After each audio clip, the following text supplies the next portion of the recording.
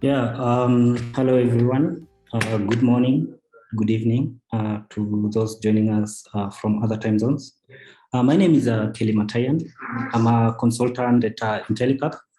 And today we are going to showcase you some of the best enterprises that we have interacted with in this year's Sankar event. And we were lucky to have presentations from a circular economy. We got applications from energy. We got applications from fintech. So it's going to be a very interesting ride as we see these wonderful women who are trying to change how we perceive business and entrepreneurship. So we are going to have 7 minutes presentation. And our first presenter is Francine. We are going also to have a presentation from Greenport Enterprises, EcoDudu, Mobility for Africa, and Emata from Uganda. So I hope you received my email yesterday, and some of the information that you require, especially the pitch decks, the summary sheets are available on the links. And if you have any question, you have my email address if you need to link up with these entrepreneurs. I will be happy to set up the meetings. So I'm going to introduce our first presenter. Her name is Francine. She's from Rwanda, and she's doing some great, amazing work, working at women-led, trying to provide clean energy. So Francine, I'm going to.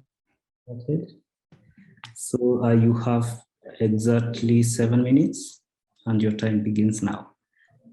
Thank you. Good morning, everyone. As you said, my name is Francine Munyaneza, and I'm the founder and the CEO of Munyaxeco, a company working in solar energy. And how did I came in? It's that when I grew up, I was born in Belgium and grew up in DRC and Rwanda, where we were refugees, and we had a lot of challenges accessing electricity. We didn't have access to electricity, in fact. No light, no fridge, no entertainment, nothing. Can you put the second slide, please? No light, no entertainment, nothing. And it was really a challenge to study, to do everything, to cook, to everything was a challenge. And when I grew up again after DRC, I was working for the International Committee of the Red Cross, and I saw that there were still the same challenges. Access to electricity was still a challenge even 30 years after. So that's how I decided to come back to Rwanda to create my company and to provide some solutions to these issues. Solar water heaters, solar fridge. You can get the next slide, please.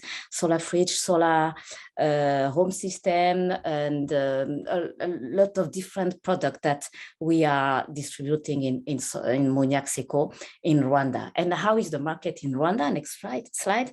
The market in Rwanda is really interesting because we really have a government which is really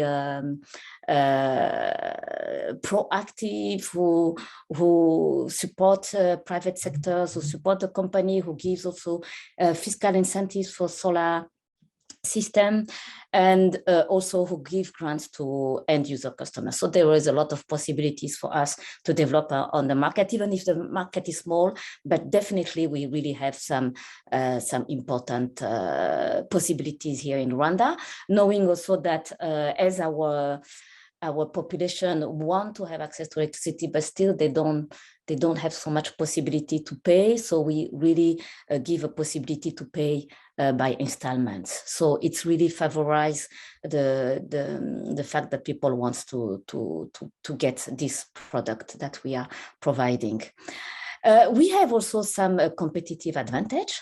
We are very consumer centric. We want to give quality to our customers, to do after sales service. We have a long experience.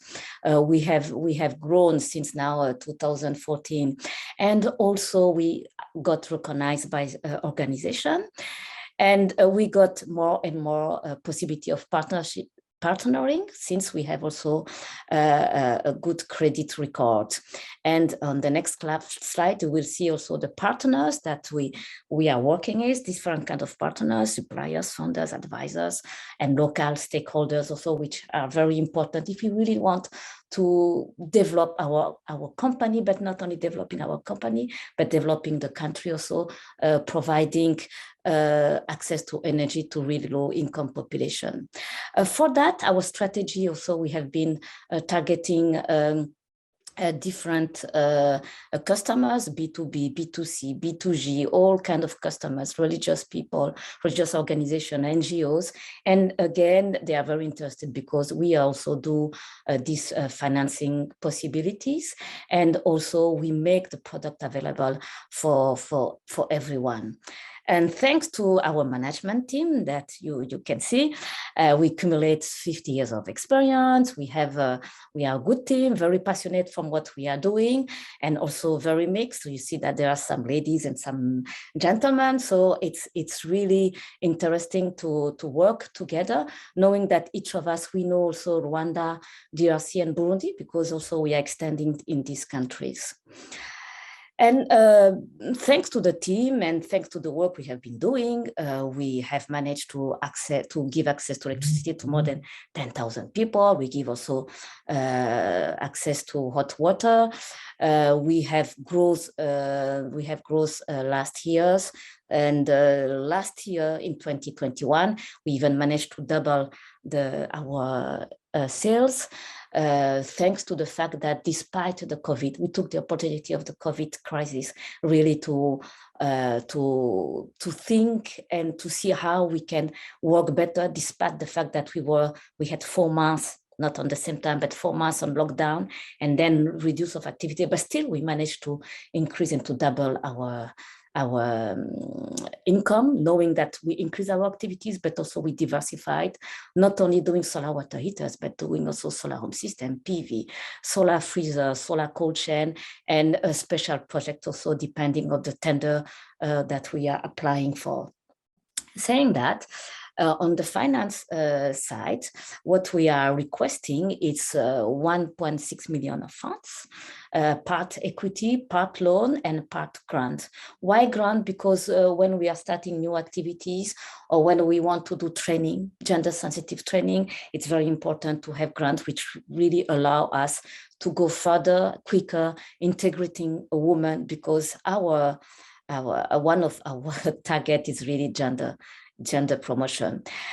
Saying that, we have some risk also, we are facing some risk and we try to mitigate them in different way.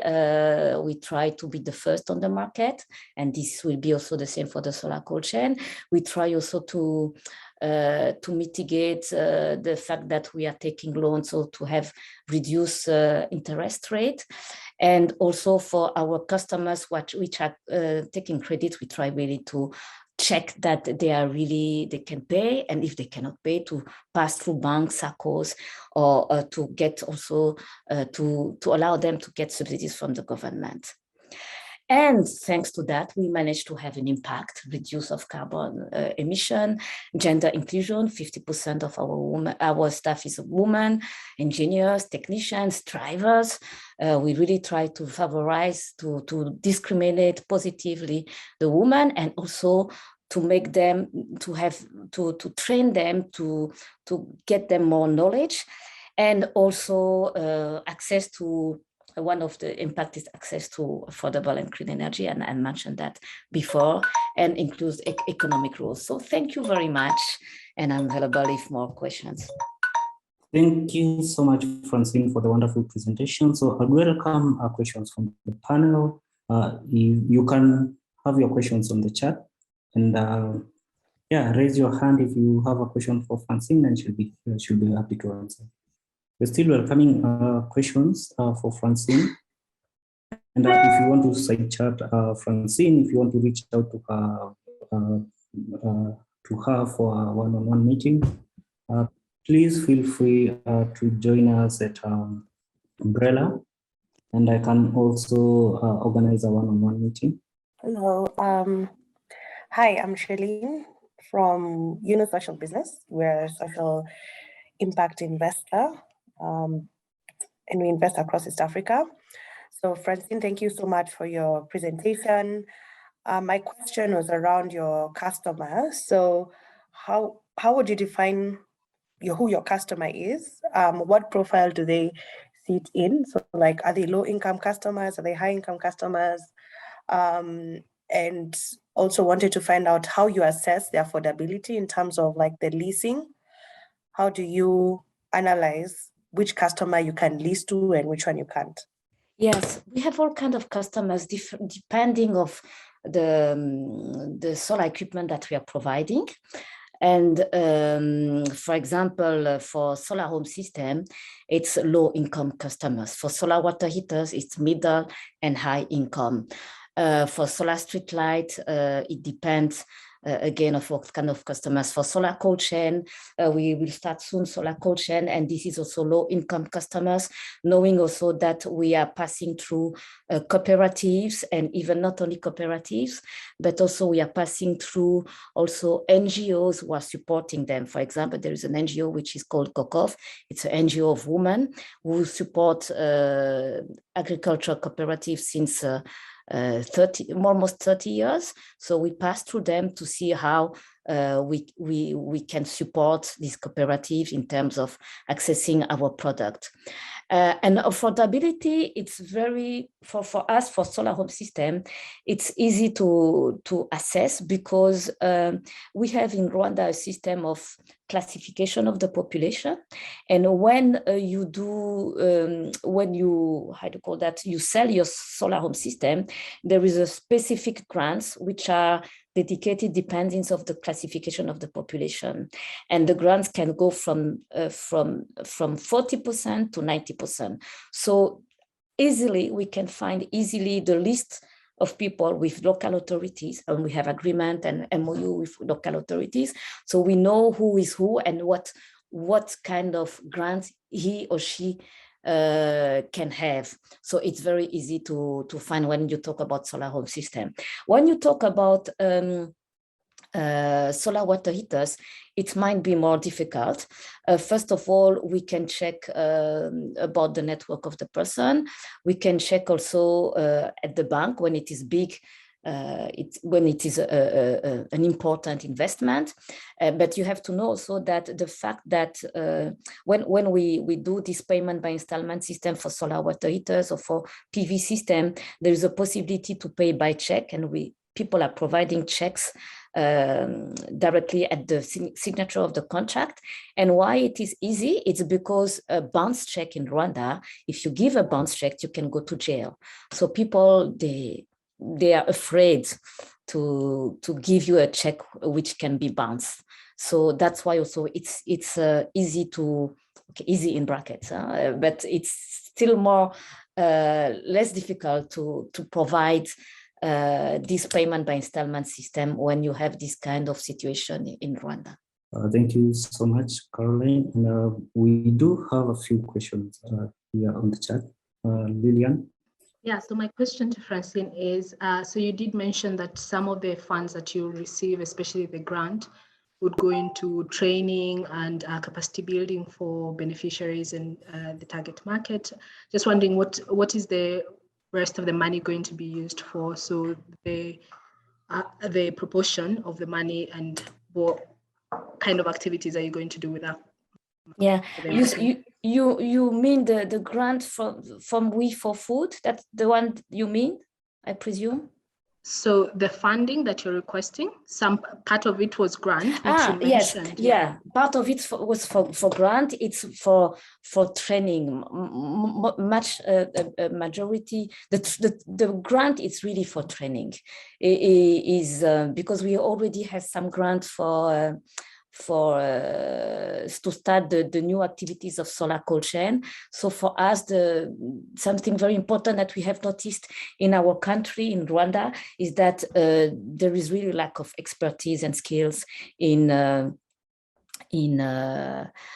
solar sector.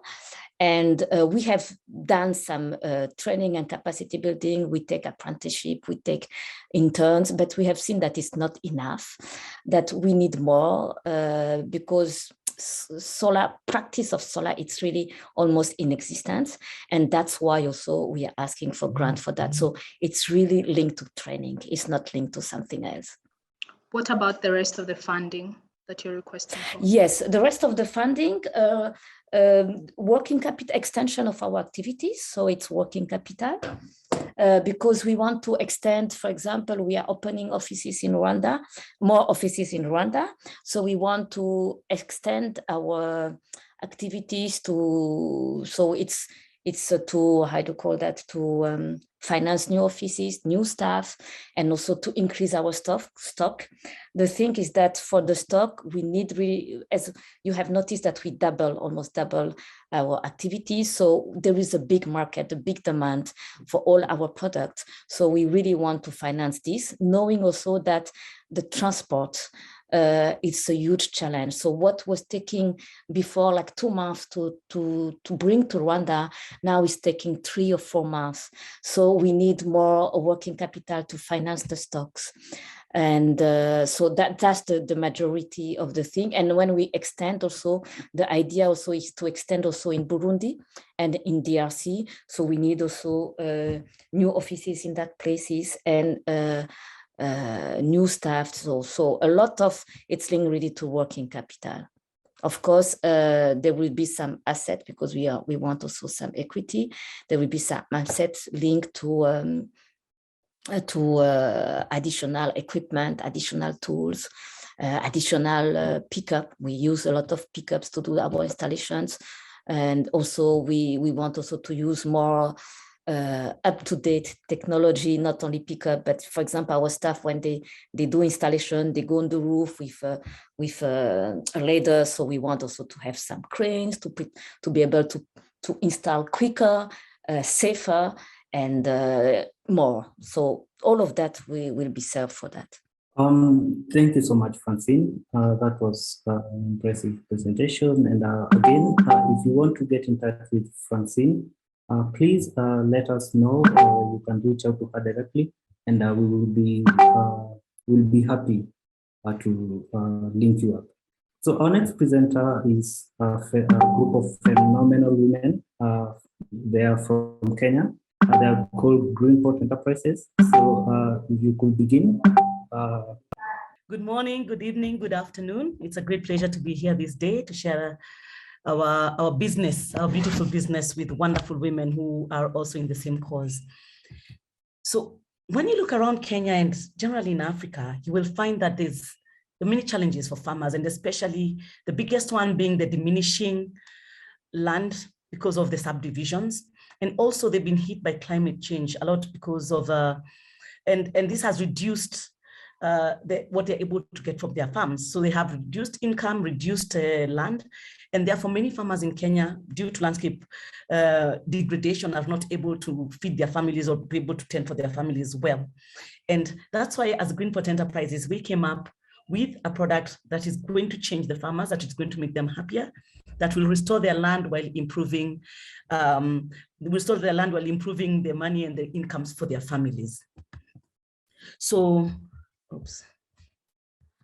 So we are a bamboo company in Kenya, and we started in 2014. And when we started, our aim was to do what we call the full integration. The full integration of bamboo. We started with nurseries, then we did plantations through something we call the gated community of forests, where we leased land with that was degraded and turned it into bamboo forest as an investment for people. But also later on, we went into what we call the outgrower program and restoration projects, where we got people from outside who are outgrowers to grow bamboo with us. All of it then is going to be taken to factories for manufacturing, and the products that we are aiming at manufacturing are centered around the needs for Africa, which include the charcoal energy and wood energy, which has a great deficit in this country.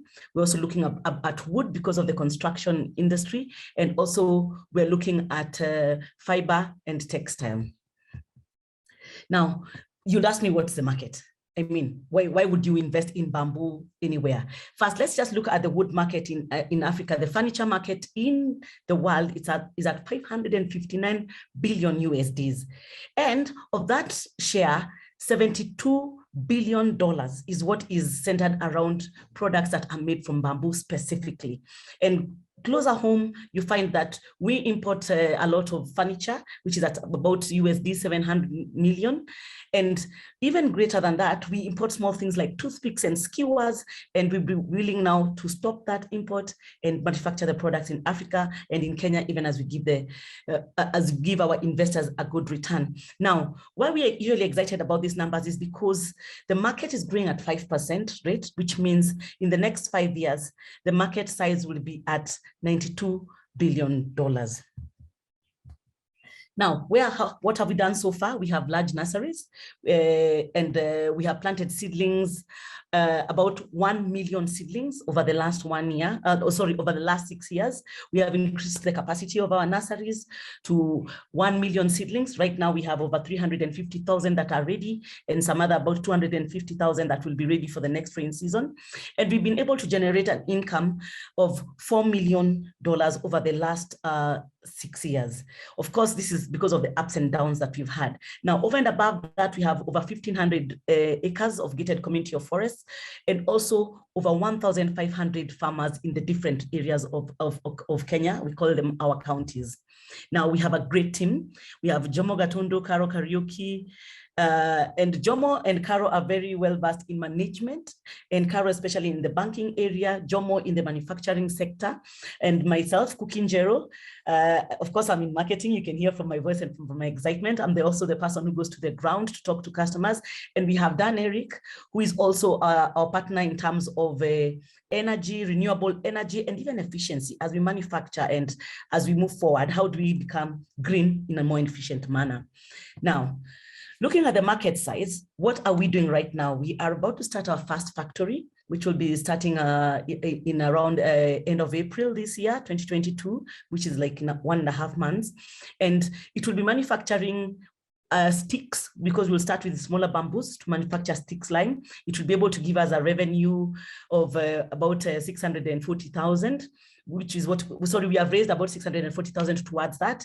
And in the end of the year, we'll be hoping to also start the second phase, which is the woods line. With this, we'll be able to absorb more bamboo, because we need to absorb more even as we grow, because we have an intention of having 5 factories in the next 5 years. And this would create 250,000 jobs. So if you look at the wood and the sticks line, in the next 5 years, we'll be able to raise $26 million. Now, looking at the future, we want to do 100,000 acres. And this is to feed the factories, the 5 factories I talked about. Now, raising of the funds, the total amount of money we need is 1.45 million. But this time we are raising 900,000, since we have already raised 640,000 together with our partners, and some of them donors, some of them grants, and some of them through our founders. We've been able to raise 640,000, and we're looking to fill that gap. And the use for these funds will be mostly around the wood line, because this will help us grow faster. It will be around the wood line. And also to get the factory selling products to the international market, we'll need a number of licenses like FSC and ISO certification. So the funds will go to that. And also continuous management of the forest, because without managing the forest, it's like a farm, then you're not going to be able to get good produce out of it. And over and above that, we also want to increase the forest as we move on. So the funds technically will be used for the wood line and the forestry and certification. Now, in terms of revenue, we are growing at currently at we're going to be growing at about 25.8% by the 5th year. And then by next year, we anticipate a growth of 15.2%. And this is because we're going to plug in the wood factory, which has really good returns towards the end of this year. Now, what does this mean in terms of impact? If we plant 100,000 acres, because that's the plan and we want to stick to it, it means 500,000 jobs will be created. It also means 50,000 families will be impacted. We'll have renewable wood and energy of 2 million tons. And in terms of riparian land and returns to the families, each family for an acre planted should be able to get an extra revenue of about $2,000 per family per year. Now, of course, there is competition. We have a bit of imports that get into the country right now for toothpicks and wood. And of course, we know that later on we should get a bit more competition, and that's what would make the sector to thrive. But we're looking forward to the competition because we have a number of advantages on our side. One being the fact that we have our own nuclear farms, we have our own outgrowers who we have contracts with, and we have gotten into solid restoration programs which can be able to give us back the revenue stream, give us back the bamboo to put in the factories. So we always say we're about 7 years ahead of the person who comes to invest in bamboo in Kenya, and that's a great thing. Then if you look at government policy, we have about 10% forest cover is what we need to be planting in our forest, and that's a policy in Kenya. That's what needs to be on our land. It has helped us with the bamboo story in this country. Bamboo was made a cash crop in 2019, and there has been a lot of ban in Kenya for single use, and all these things combined have given us a really good competitive edge. So please do join us in making Kenya green and making sure that our farmers have restored land and a better life. Thank you. Thank you so much, Kofi, and the great team from Greenport. So we are open for questions. Just that I would want a bit of clarification on, for example, what product line are you working on right now, apart from the expansion that which other products are you already in the market? Okay, so starting April, we've been raising most of our revenue through what we call the gated community of forest, which was like leasing out land to people and also getting plantations to people as an investment. But from 2018, you'll find that we stopped doing that model because we had gotten to the number of acres we wanted to start with for our pilot phase, which was 1,500 acres, and that's how we were able to raise revenue. We've been raising revenue also through our seedlings. And even more recently, in 2020, we started selling products, bamboo products, to test the market, because you can't just come with products and not be able to test the market. So we were able to sell some bamboo products, simple things like pens and books, and we've been able to get very good traction with those flasks and things like that. Now, starting April, we'll be manufacturing sticks. This is going to be toothpicks, skewers, COVID testing sticks, stirrers, and disposable cutlery. And by that, I mean not toothpicks, forks and knives that are disposable, but that also biodegradable. So they'll be made from bamboo, so they'll be biodegradable. For those of you who come from Kenya, you know that if you're going to the national parks, for instance, you're not allowed to go in even with a plastic fork. So looking at the airlines, looking at the hotel industry, we'll be targeting them as well. Yeah. Okay. Thank you so much for that. Caroline, you can unmute yourself. I'd actually put the question in the chat, but first of all, lovely to meet you, Njeru and Carol. It's amazing what you're doing and the passion with which you talk about it.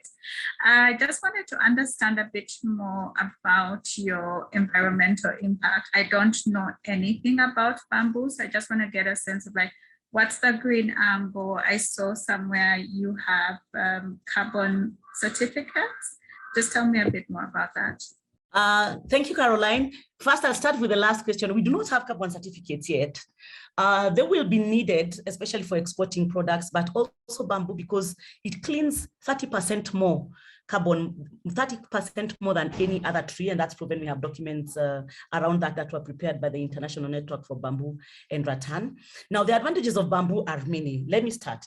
One is that it grows very quickly. So you're talking about having, when you plant the seedling, you'll have a canopy around the 3rd year, which means by that time already, you're starting to have a good carbon store in terms of cleaning. And in terms of holding the soils, especially around riparian land and flooding areas, then the bamboo by that age is able to achieve that. So you plant a tree that then changes the environment in 2 to 3 years already. By 5 to 7 years, you're able to start harvesting the bamboo. It's considered a green energy because of the avoidance aspect, because you harvest bamboo every year from the year it matures. You harvest that same bamboo continuously for about 40 years. So what does that mean? It means that if you are using, say, charcoal, and you know, Africa, to be real, we're going to stop the charcoal story in maybe another 100 years. So if you are using charcoal from an indigenous forest, then all of a sudden bamboo checks in to just avoid the use of that charcoal, because then you're using this more sustainable green energy instead of charcoal. Now, when we look at products also in terms of carbon store, you just think about your teak and mahogany. Instead of using that for your floors and your furniture, bamboo would substitute that. And in fact, some tests have done for the furniture and the wood and the wood flooring, and they do have a long shelf life, if I would call it, as long as a teak and mahogany would have. So those are just part of the few. It is food. It's food that can be eaten also. So if you're thinking about nutrition, if you're thinking about affordable housing, it's we've seen projects in Colombia where housing has been done. You know, there are over 1 billion houses done from bamboo. So even if you're thinking about the construction industry, there are so many advantages. It's just that we couldn't put all of them in the presentation today because of the 7 minutes. Carol, do you have anything else to say? Carol Kariuki?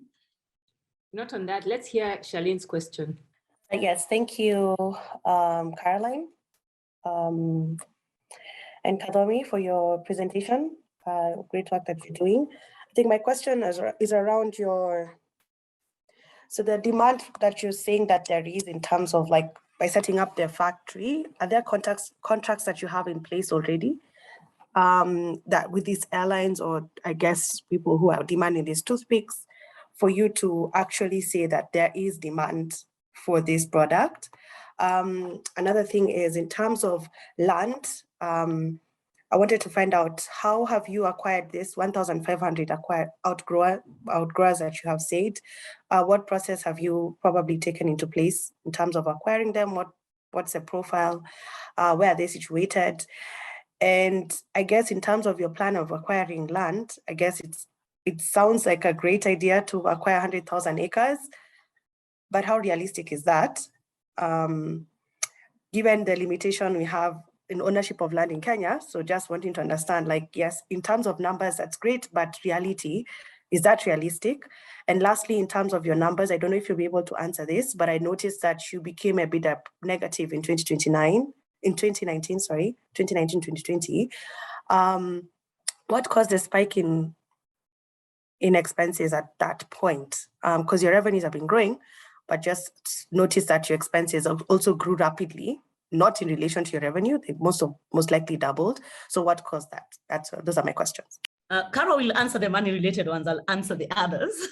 I could answer them, but let her do that. Now, land acquiring, there's something called the AFR 100. That's an initiative for Africa to restore 100 million hectares of land before 2030. That's born of the Bond Challenge. And WRI and the ministries in Kenya went ahead and mapped the potential landscape restoration areas for this country.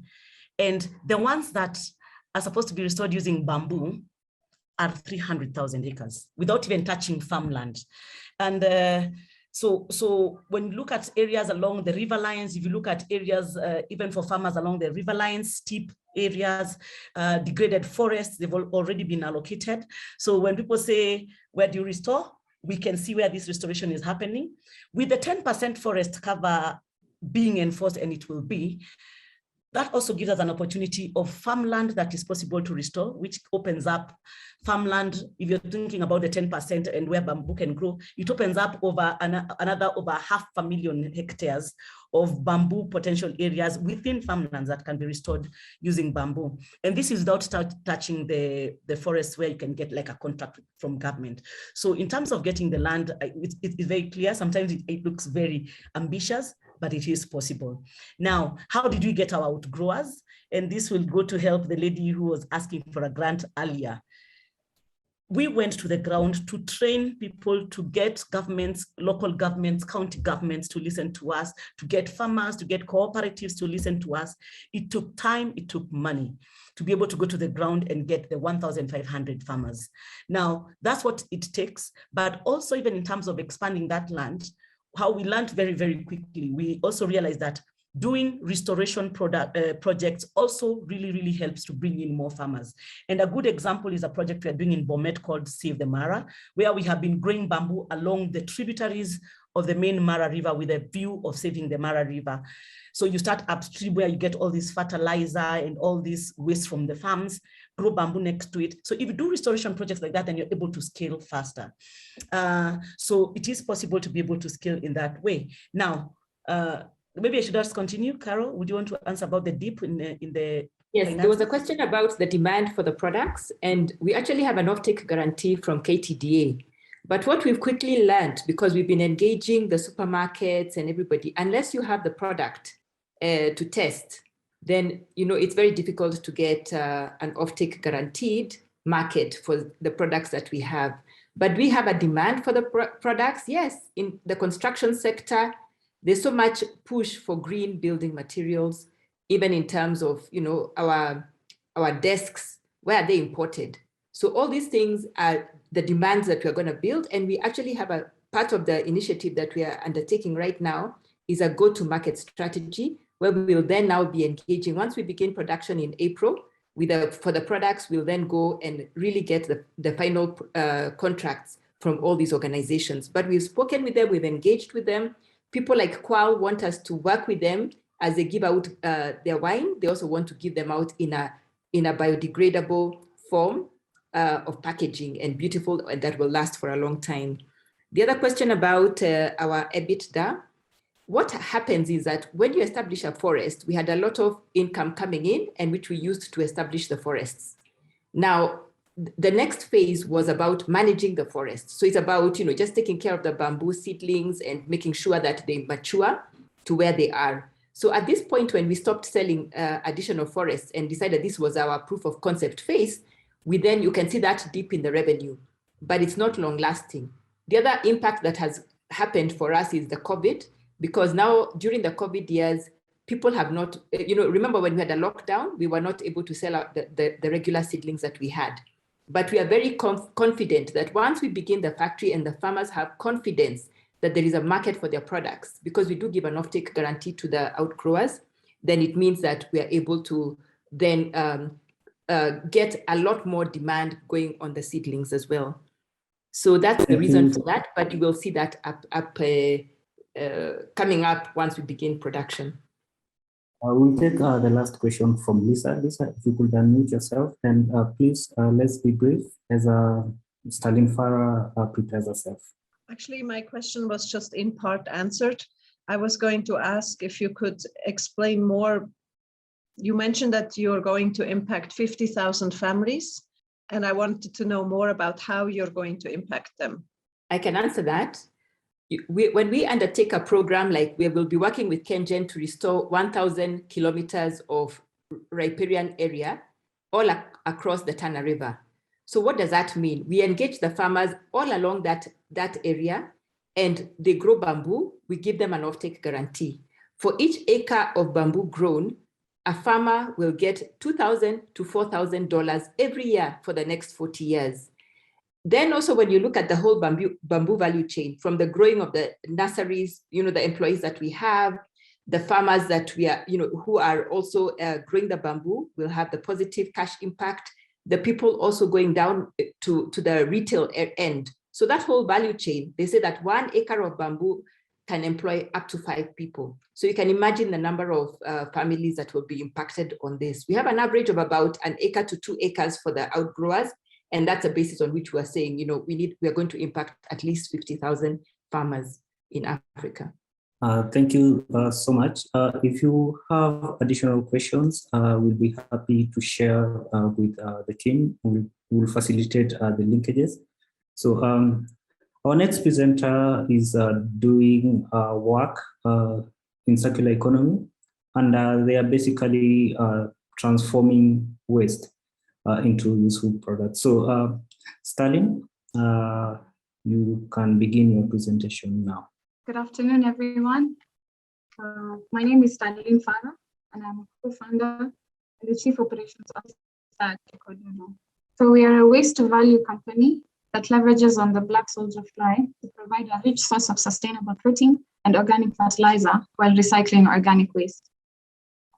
So conventional sources of protein that are used for production of animal feeds, such as soy and fish meat, are not only expensive, but also negatively impact the environment by causing deforestation and overfishing, respectively.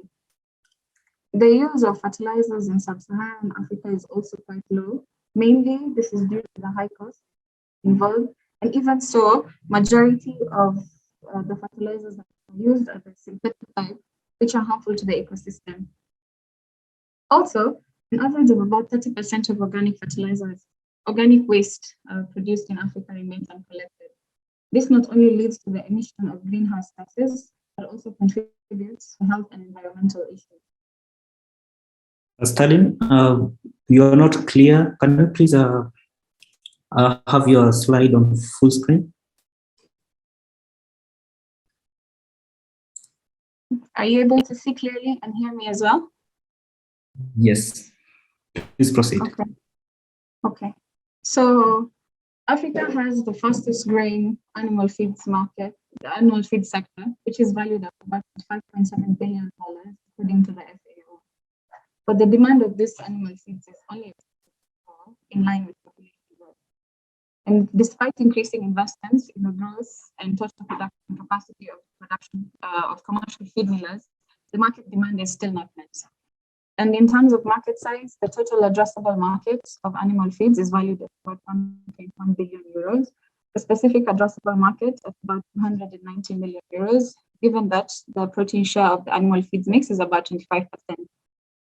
Also, the specific obtainable market is valued at about 35 million euros, assuming that Ikodudu obtains a 12% market share in Kenya. So as Ikodudu, we provide a sustainable solution for these challenges. First, Dudu Meal, which is our flagship product, is a robust protein source for fish and animal feeds that's made from the black-soldier fly. Secondly, we have Shamba Mix, which is a fertilizer that is made from recycled organic waste. And finally, we also offer a solution for management of organic waste using insects, which are, after all, nature's recycling agents. We also conducted a study with some of our clients and have found that insect protein contributes to a higher growth rate and birth rates in fish, increase in egg productivity and poultry. And since Shamba Mix contains pesticide, which is a natural pest control, there is less need to apply pesticide. So our business model is quite simple, where we collect organic waste, feed it to the black soldier fly larvae, and we recycle it and we obtain byproducts. Our flagship product is Dudu Meal, which is the insect protein for animal feed production, and Shamba Mix, organic fertilizer for crop nutrition. But there cannot exist any business without competition, and our biggest competitors are the conventional protein source providers of soy and fish meal. Within the insect production space, we have Synergy, Inseco, and Biobu, as well as the high volume producers like X Protein and Agri Protein. So since inception in 2018, we have conducted a proof of concept, secured strategic partnerships, obtained grants, safe and debt funding. We have launched our innovative outdoor model where we incorporate farmers to wear the plastic on their own waste streams, and we can purchase all their produce. And also we've relocated to a new rearing facility in Makuyu. Sorry? You are not audible enough. Can I just turn off my video so you can hear me well? Yes, please. Proceed. Can you hear me now? Hello? Please proceed. Okay. So our team is comprised of a healthy mix of young, energetic, as well as individuals, comprising of my co-founder and CEO, Adan Mohammed, who has previously worked at Nyati Feeds Limited. Myself, having been trained and worked previously for the International Center for Insect Disease.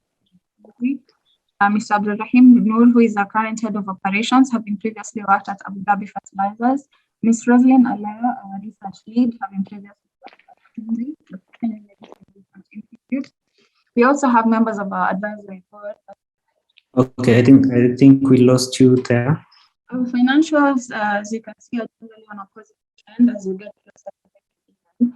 As you can see, our margins are generally on an uptrend since until 2021, where we see a significant increase in our expenses that is due to the construction of new rearing facility in Makuyu, although we envision most of these will be reflected in the coming year as we increase our production and revenues. So we are looking to raise a cumulative amount of $700,000, preferably in debt or safe agreements, to be done in 2 phases. The first phase, we're raising $500,000, of which we have secured a lead investor, Truvalu. We hope to finish this round by the end of this quarter. That's the first quarter of 2022. So these funds will go towards the initial automation of our current site, increasing our working capital to boost our production capacity, as well as recruiting key roles such as a CFO. The next round, which will be the remaining $200,000 by the end of the first quarter of 2023, these funds will go towards bolstering our sales and marketing team, recruiting technicians and quality control experts, optimization of our rearing site, as well as boosting our working capital. So no business exists without challenges, and our highest risk is in product development. As founders, we have limited experience in this field. We have, however, plans in place to engage experts in this field to help bridge this gap. We also have medium risks such as supply chain and operational risks in terms of provision of raw materials for our production. However, we have secured a strategic partner in Eco Vineyard who have been able to help us mitigate this challenge. We also have another challenge in terms of team diversification and expansion, given that the current expertise for the roles that we require are not really there yet here. But as I said previously, we are engaging experts in this to help us bridge this gap. In terms of low risks, we have commercial regulations and permits. However, Ikodudu was very recently certified by the Kenya Bureau of Standards. And in terms of profitability, as you have seen from the general trend of our financials, we are on an upward trend. So thank you very much. Our contact details are on screen should you wish to hear more about us. I'll take any questions now. Thank you, Stalin. So we welcome questions from the. So I could see Nicole is suggesting that you put up your name and the business that you do for linkages, which is a good idea. So Stalin, I have a question for you. So you said you raised the first round of 500,000 USD. I think we are in the process of raising that. Oh, you're in the process of raising that. Oh, okay, sorry. Yeah, but we have secured a lead investor in this regard. That is Truvalu Limited. Thank you for the clarification. So, if there are no questions from the panelists, I'll thank you, Stalin. Maybe you can share your screen. So, our next presenter is Ms. Shanta Bluman. She's the CEO Mobility for Africa. And Shanta, if you could please share your screen. Hi, everyone. Nice to be with you today. Let me just share. Okay. So yes, thank you. Thank you for this opportunity. My name is Shanta Bluman. I am the founder and managing director of Mobility for Africa. We're a startup working in Zimbabwe, trying to solve the mobility crisis through testing green energy and shared transport solutions. I think most of us attending SANCOP are obviously based or worked or lived in the continent, and we know that we have an enormously prosperous continent with lots of arable land and lots of potential investment needed in our rural small-scale farmers. As my previous speaker was talking about fertilizer, I kept on thinking about some of our customers. We also have a huge problem with the fact that last mile mobility is a huge inhibitor, especially for women. In East Africa, I know we have the Bodi, but in Southern Africa, where I am, there is very limited rural transport. And I would even argue that the motorbike is not ideal for a rural woman that needs to take feed and fertilizer to her field or to carry water from her home to her home or get to a local market. So we've sort of, I think, come to the point where we romanticize the African woman carrying heavy loads, often with a baby, often with something on her head. And we are trying to solve that problem, but also prove that by solving this problem, we can unlock enormous potential in local economies. What we know from our research and pilot experience in Zimbabwe is that people spend too much money on transport. So first of all, it's expensive, but not just expensive. It's a huge amount of time spent wasting, or they don't even get the transport they need to get their produce to a local market to sell, or to a health clinic to access social services. So the economic and social consequences are very severe. And I think, so we at Mobility for Africa are trying to build a new ecosystem where we look at what's happening in this exciting new world in a way. We've got huge amounts of investment going into renewable energy. We have the cost of renewable energy decreasing. We have finally an acknowledgement that the world should go electric when it comes to transport. We should no longer rely on petrol and fossil fuels. In African countries, fuel is imported, it's expensive, and it's not often readily available in rural areas. So there's huge barriers already to rural people. I think the other thing to note is that while we have had an investment in main roads, most Africans live at least 2 kilometres from a main highway. The majority of the continent is still rural. And if we're going to address high rates of urbanisation, then we have to make rural more accessible and more viable.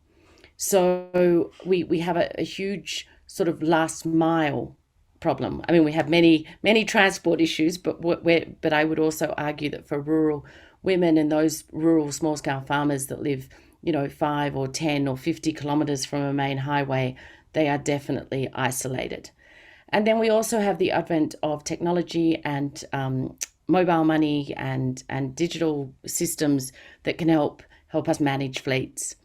So we've been working on a fleet management system using what we call the Humber, which means go in Ndebele. And essentially, we have been experimenting with something that's off the shelf, but we have been improving it and making it and trying to make it more fit for purpose for rural off-road, which sometimes, as you all know, can be very, very rough. We've invested in our own bespoke batteries that are designed for longer distances using a safe lithium phosphate. And we've also designed our own charging integrated battery storage swapping system that will allow us to have a modular approach to size. So at the moment, we have a fleet of 50 tricycles in one location, 20 in another, and we're in the process of setting up 100. So the idea is to experiment and have different fleets for different communities. I think the other thing is we always fixate on individual ownership. We also always we always underestimate, I would argue, rural economy and the informal economy. We know that even in Zimbabwe, which has had its ups and its downs, that there is a lot of productive people in rural areas, and they also actually have more disposable income than I would say people in urban areas. And so what we're trying to prove is while they may not be able to pay up front for a tricycle, they can often afford to lease it. We have women in groups of 3 in our pilot who are basically using the Humber as a group to supplement their families' incomes. And all of them have amazing entrepreneurial spirit. I was with one of our groups last week. They're breeding rabbits. They've got goats. They go around and sell the milk from the dairy cows to teachers and other civil servants in the community. And the money they make covers the rental fee and the battery swapping, and it also, as they say, gives them the sweet money. It gives them flexible income that they as women can use for the basic things that they need and no longer have to ask their husband permission for. So it definitely has a subversive approach to trying to change gender and power dynamics in rural areas. The business model, as I said, we're experimenting. We've also worked with service delivery. We know rural healthcare facilities, many of them have been now equipped with off-grid solar. There is no reason that a fleet of tricycles could not help in doing community outreach. The cost is much more efficient than a petrol-driven alternative, which often they can't use when the petrol runs out. And because this is user-friendly and easy for women, it's low speed, you can see that they're able to. Our clinic has the best health indicators in the district because the community nurse goes out and does outreach. We're also practicing logistics. We have a logistics and transport service, an Uber, where drivers get a commission, and this serves the aggregate demand in a community, the 20 to 30% aggregate spend in a community on transport. And we know this is critical for people to access services to get to the market. They can hire the Humber when they need. If they've got a lot of goods that need to go, if kids need to go to boarding school, they've got transport to take them there. In terms of the financing, we're working on basically, we're looking at private-public partnerships, and we in our site we're building in Chipinge, we're working with dairy farmers. So dairy farmers have a huge need for last mile transport because they can only carry so much milk. We have an off-taker agreement. They have an off-taker agreement. They have milk collection centres where the dairy board comes and collects the milk. And with the last mile transport solving their problem, they can produce more milk and earn more money. And so they are going to lease to own with payment fees over a year, but it can be over other periods of time. And we're also looking at a battery swapping model.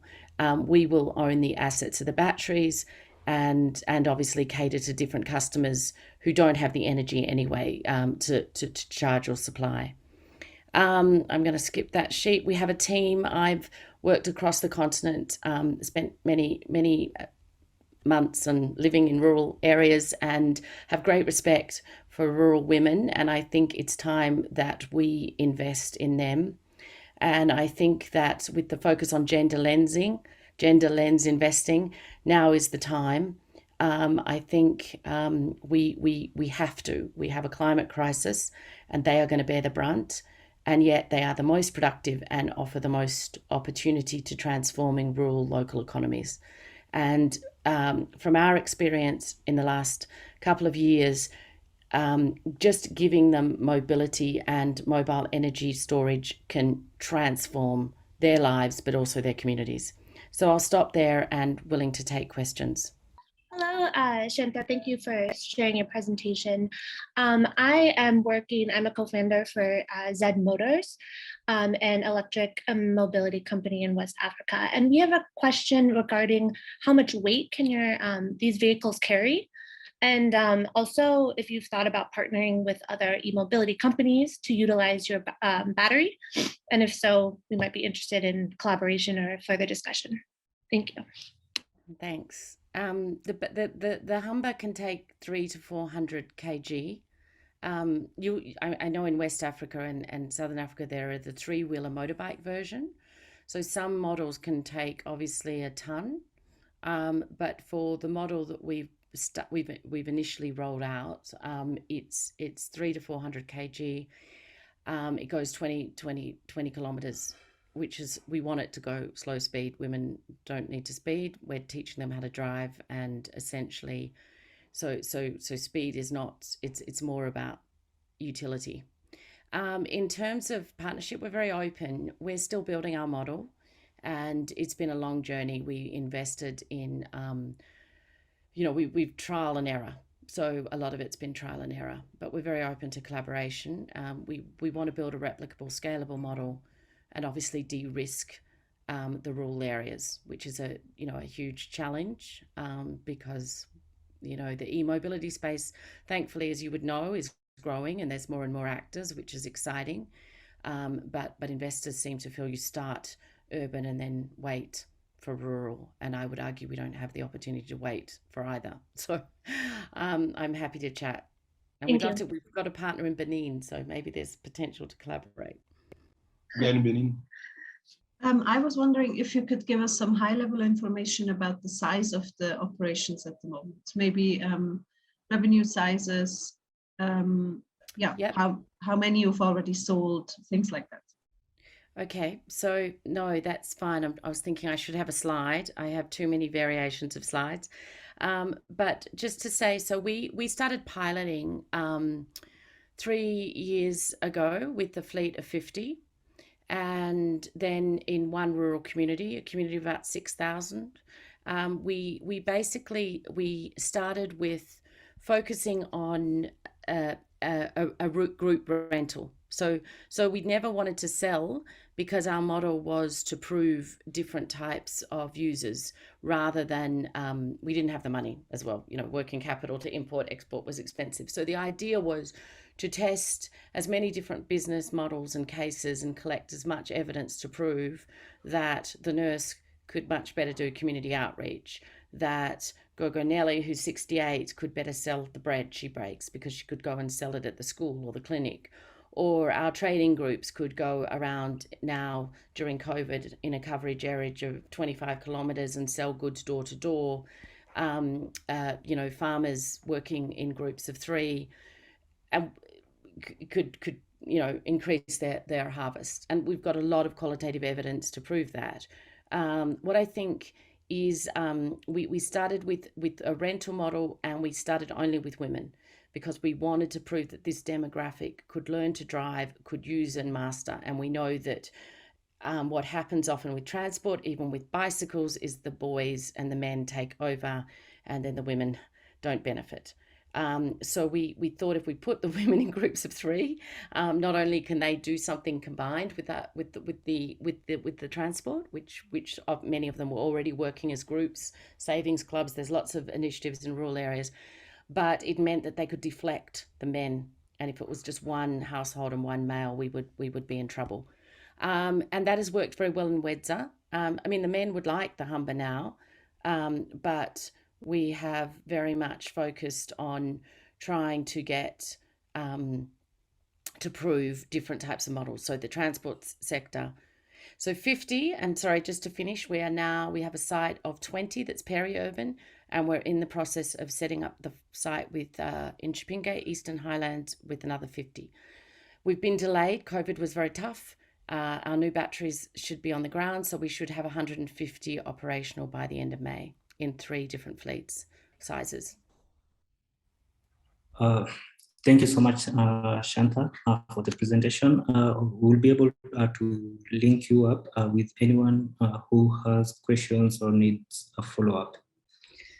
So our next presenter is Lilian Musoke. She is from Uganda, and she is working with rural farmers to help them access affordable finance, and also she is in the business of de-risking agroinsurance. So Lilian, if you could begin. Thank you, Kelly. Hello, everyone. I want to introduce you to Nalongo. Nalongo and I have many things in common. We're both women. We're both from Uganda, and we both have leadership positions in our companies. However, there's one glaring difference between us. If we both walked into a bank in Kampala and asked for a loan, I would get it, but she wouldn't. Why? Because Nalongo is a farmer. According to banks' traditional credit scoring processes, she has no security or guarantors they can use to offer her a loan. She represents 80% of Uganda's total working population that work in agriculture. Imata is changing this by providing affordable digital financial products to farmers across East Africa. We are disrupting agricultural financing, which is a $240 billion opportunity in Africa. Here, banks do not lend to farmers because their processes are time-consuming and also very costly. And as a result, farmers opt to borrow money from informal money lenders. These lenders charge up to 20% interest per month. We're disrupting this by providing affordable digital loans. We do this in 3 steps. First, we collect data. We do this by digitizing the farmer cooperatives and aggregators. Then we use this data to create tailored credit limits using data-driven alternative credit scoring. And finally, we provide digital loans. Our loans allow farmers to invest in their farms. Today, we are working with 3,700 farmers in 11 cooperatives in Uganda. We're expanding to other value chains, and just this month, we started giving out loans to corn farmers and oilseed farmers. Our business model is a B2B2C model. We provide our technology to our partners, cooperatives, and those are cooperatives and aggregators. And this digitizes their operations for free. In return, we use the data that they provide to give farmers affordable loans. Unlike our agro-focused fintech competition, we leverage partnerships to accelerate our scaling and use a high level of automation. This lowers our loan origination costs, but also gives us an advantage when collecting repayments. Our model also helps us lock in partners as they use our product every day. This year, we are prioritizing scaling into other value chains rather than countries. We are now in 3 value chains, and coffee will come next. Next year, we will be expanding to other countries in East Africa. We got our lending license in 2020 and started lending in 2021 due to COVID restrictions. We will break even in 2023 according to our forecasts, as you see in the slide. We have closed 1.3 million in funding for our product development research as we began, and are raising funds now for equity and debt. We will use this fund for our continuous product development, rollout activities, and our growing loan volumes. Imata's core team combines international and local knowledge. This helps us build a product that's relevant for the local context while leveraging international knowledge. Most of our founding team have worked together in a Ugandan farm called Laboramas and have years of experience and expertise in building technology, data science, and agricultural lending. Personally, I started as a software developer working with building solutions for banks in Northern Europe before making the shift to product manager and now chief product officer. We will succeed for 3 reasons. 1, we're really good at what we do and have a lot of experience to back it up. Our lending model has proven to work with 95% repayments. By automating everything, we have positioned ourselves to scale. And the institutional partners that have believed in us over time are a proof of this. By financing farmers, Imata will change the lives of millions of farmers and leaders like Nalongo that want to invest in their farms. Thank you. That is the end of my presentation. I'll take questions. Thank you so much, Lillian. So I'll just wish if you could, for example, go back to the slide about the ownership. Sorry, Kelly, I can't hear you. Could you repeat that? No, I just wanted to about the ownership. How does it work? Which is your percentage stake at the company, and which other partners have you onboarded since you began? All right. Currently, the team is made up of these four. Bram is the majority shareholder, along with our father or mother company, Laboremas, where we used to work before we spinned off, and then followed by Dario. Then Davis and I have up to 2% shares. Thank you for that. Would you please unmute yourself? Hello, Lillian. Hello. Hi, my name is Uju Uzojinaka.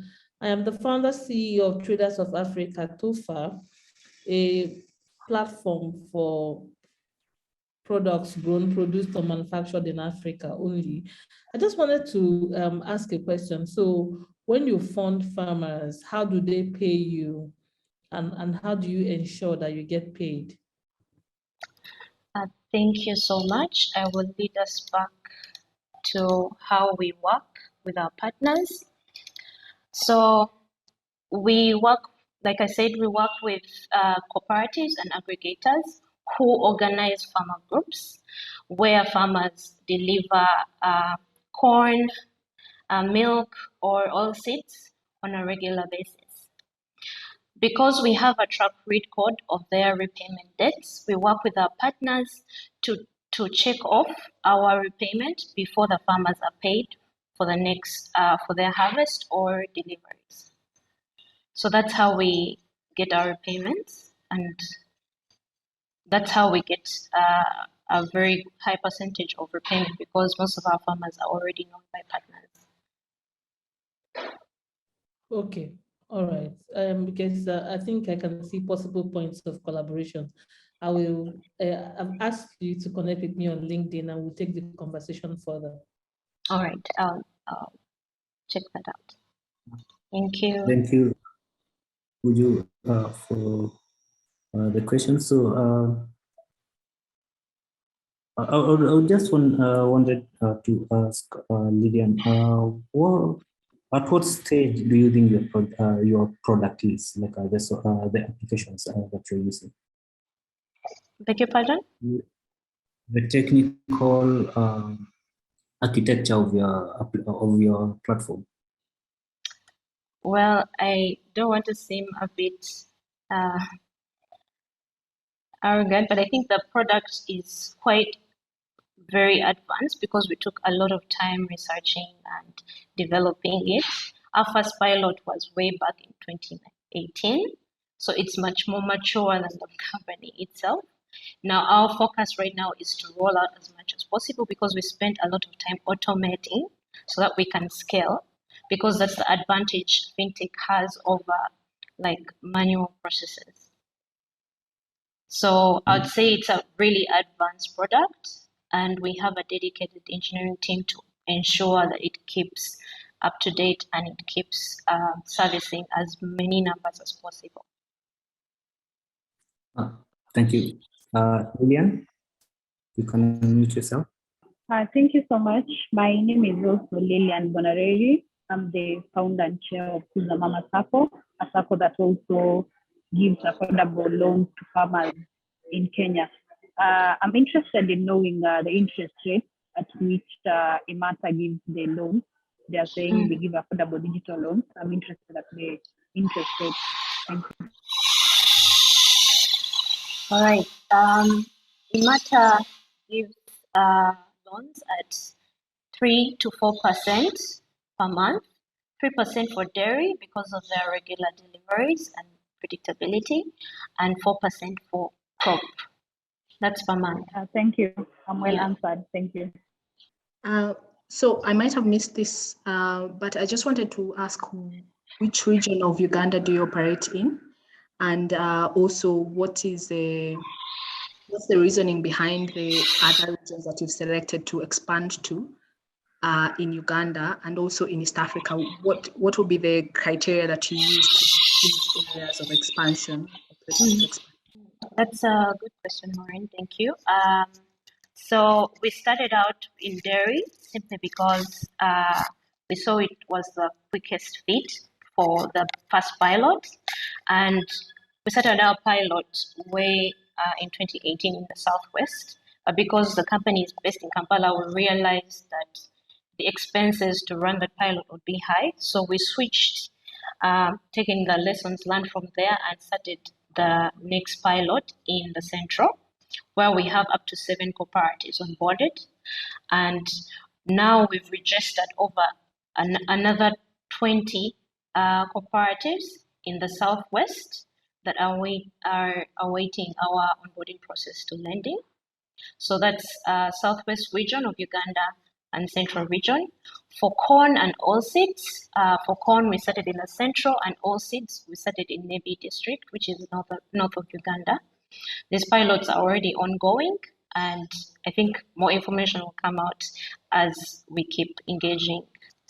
Oh, and the rationale, sorry, I missed one question. The rationale behind us starting in Uganda is because, well, there's not much competition or people that are doing exactly what we're doing now.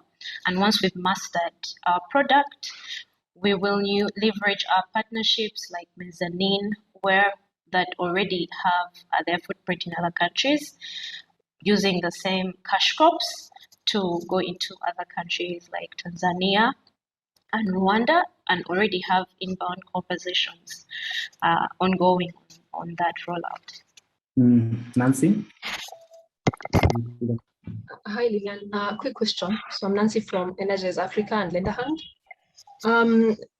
What's your current GLP and what volumes have you done so far? And also just take me through how you managed to raise the funds that you have done so far.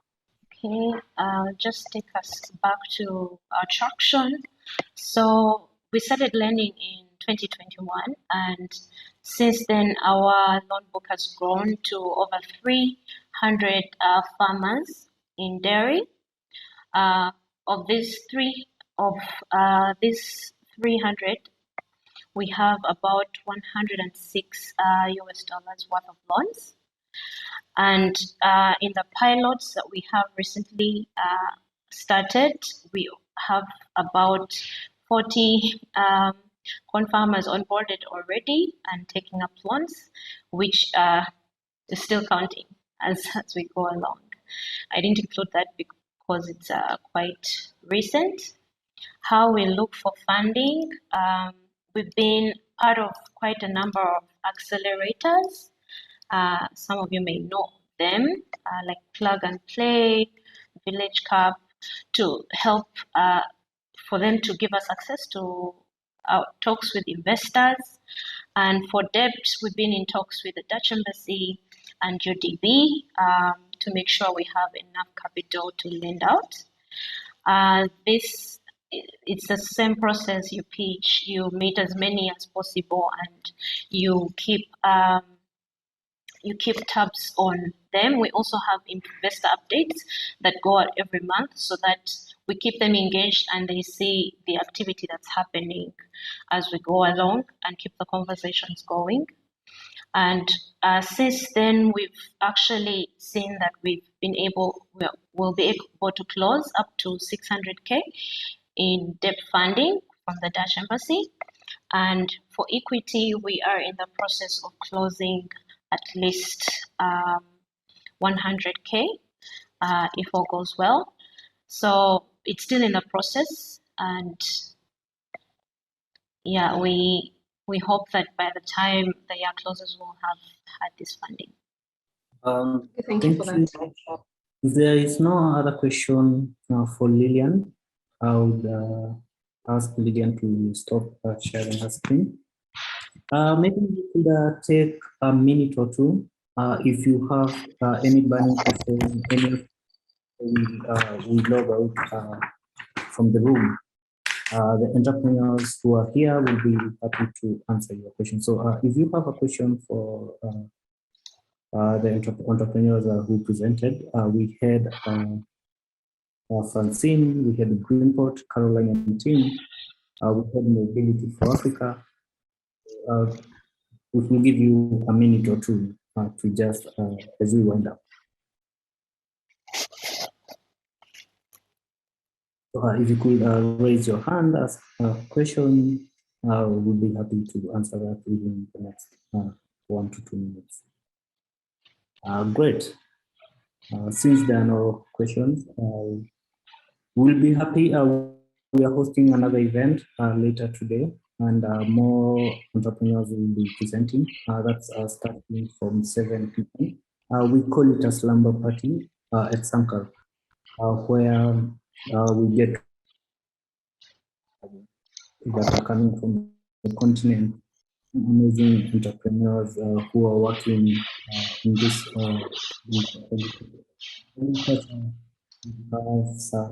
energy. We have quite interesting things happening, and we really look forward to seeing you at the slumber party. Also, if you need to access the pitch decks, the summary sheets, I'll be sharing out the emails and the contacts and the link to the summary sheet so that maybe you could go and see the companies, get to understand what they do in details. And if you need any assistance, say you want to reach out, I will be happy to link you with them. So before I close, I want to give anyone with a burning question, anyone who wants to give us a parting shot before I close. Great. So on behalf of the Sankar Forum team, on behalf of the Avishka Group, Intellicap, I wish you all a great evening and see you at Sankar. I hope you're enjoying the sessions and do have yourself a great evening.